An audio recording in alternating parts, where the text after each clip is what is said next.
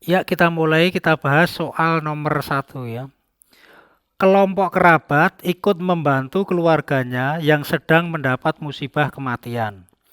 Bentuk interaksi sosial tersebut berdasarkan prosesnya disebut. Ya, di sini kita lihat soalnya ya. Kita lihat terdapat kata kunci membantu keluarga. Dalam hal ini termasuk proses sosial yang bersifat asosiatif, yaitu proses sosial yang mengarah ke bentuk persatuan. Yang termasuk proses sosial ini misalnya akomodasi. Akomodasi ini adalah usaha untuk menyelesaikan konflik. Kemudian yang kedua adalah akulturasi. Percampuran di antara dua unsur kebudayaan di mana sifat khas masing-masing kedua kebudayaan masih kelihatan.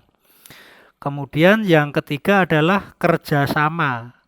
Kerjasama ini termasuk bentuk kerukunan dalam kehidupan masyarakat, saling tolong menolong ya, atau membantu keluarga yang sedang terkena musibah. Kemudian yang selanjutnya adalah asimilasi. Asimilasi merupakan percampuran dua unsur budaya yang menghasilkan corak kebudayaan baru. Sehingga dilihat dari kata kunci tadi yang membantu keluarga yang sedang terkena musibah, sehingga merupakan bentuk kerjasama atau kerukunan. Ya, sehingga jawabannya adalah D ya, kerjasama. Ya, kita lanjutkan soal nomor 2. Dalam masyarakat terdapat kelompok-kelompok berdasarkan ciri sosial, politik, dan budaya berlatar belakang profesi yang sama, hidup berdampingan secara damai. Struktur sosial seperti ilustrasi tersebut termasuk bentuk. Untuk membahas soal nomor 2 ini ya, kita harus mengetahui hubungan antar struktur sosial. Dalam hal ini, hubungan antar struktur sosial dibagi menjadi dua. Yang pertama adalah interseksi, yaitu proses pertemuan atau persilangan dari berbagai seksi sehingga terbentuk kelompok sosial yang sama. Kemudian yang kedua, konsolidasi. Ini merupakan proses penguatan identitas keanggotaan suatu kelompok. Kita lihat dalam soal ini, dalam masyarakat terdapat kelompok berdasarkan ciri sosial, politik, dan budaya, tetapi berlatar belakang profesi yang sama. Sehingga di sini terjadi proses pertemuan profesi yang sama, tetapi kelompok tersebut mempunyai ciri sosial dan politik serta budaya yang berbeda. Sehingga dalam hal ini terjadi proses interseksi. Sehingga jawabannya adalah B. Lanjut soal nomor 3. Upaya penyelesaian konflik horizontal di daerah tertentu dilakukan dengan cara mempertemukan keinginan pihak-pihak yang berselisih untuk tercapainya kesepakatan bersama setelah diperoleh kesamaan pendapat dan melibatkan tokoh masyarakat maupun tokoh agama. Bentuk penyelesaian konflik tersebut adalah ya, dengan melihat soal nomor 1 ini ya, ini termasuk penyelesaian konflik sosial atau dinamakan dengan akomodasi. Yang termasuk bentuk akomodasi diantaranya satu adalah konsiliasi, penyelesaian konflik dengan cara mempertemukan kedua belah pihak untuk diadakan perundingan dalam rangka untuk mencapai kesepakatan bersama. Sehingga di dalam konsiliasi ini ada pihak ketiga ya. Pihak ketiga mempertemukan pihak yang berkonflik untuk mencapai kesepakatan bersama. Sehingga inti dari konsiliasi adalah adanya kesepakatan bersama.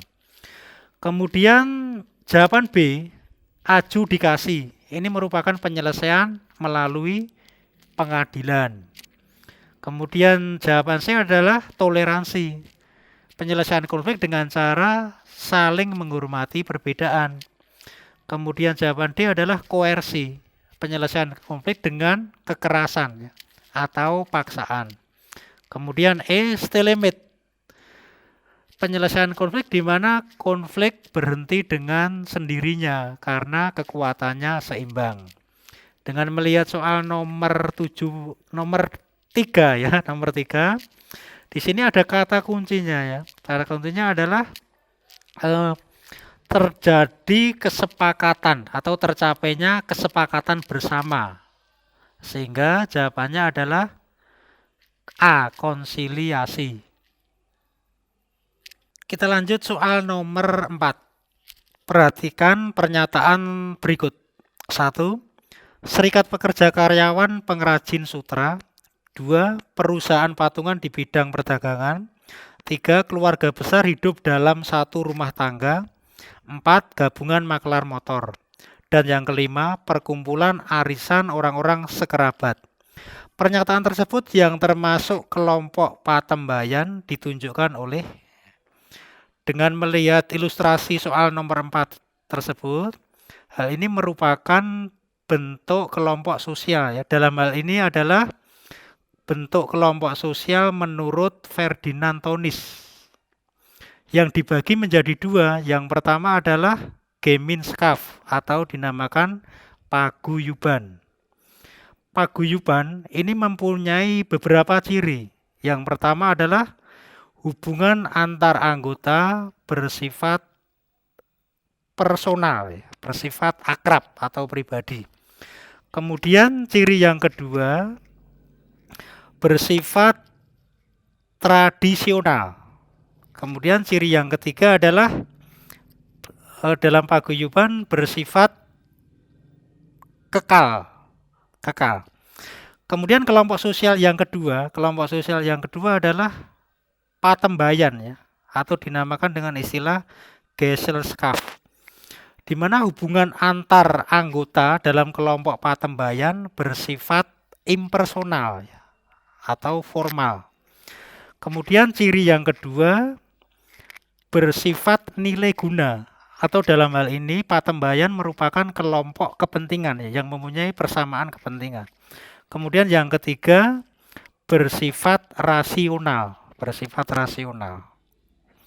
Dari melihat ciri-ciri tersebut, maka kita tinggal mencari kelompok sosial yang mempunyai kepentingan ya, atau bersifat rasional. Dalam hal ini kita lihat pernyataan nomor 1 ya, Serikat Pekerja Karyawan Pengrajin Sutra. Sehingga di sini mempunyai kepentingan yang sama. Kemudian nomor berikutnya adalah nomor 2, perusahaan patungan di bidang perdagangan berdasarkan kepentingan. Kemudian yang nomor 4, gabungan maklar motor. Ini juga termasuk kelompok kepentingan. Sehingga dari uraian tersebut yang termasuk kelompok patembayan ditunjukkan dengan pernyataan 1, 2, dan 4. Sehingga jawabannya adalah B. Ya, kita lanjutkan soal nomor 5 ya. Perhatikan bagan mobilitas sosial sebagai berikut ya. Di sini kita lihat bagannya, ayahnya menjadi buruh tani, kemudian ibu juga buruh tani. Kemudian anak pertama ketua kelompok tani kabupaten, anak kedua pengusaha hasil pertanian, kemudian anak ketiga peneliti tanaman pertanian unggul. Bentuk mobilitas sosial yang terjadi pada bagan di atas adalah, sehingga untuk membahas soal nomor 5 tersebut ya, kita harus mengetahui ini ya, jenis mobilitas sosial berdasarkan ruang lingkupnya.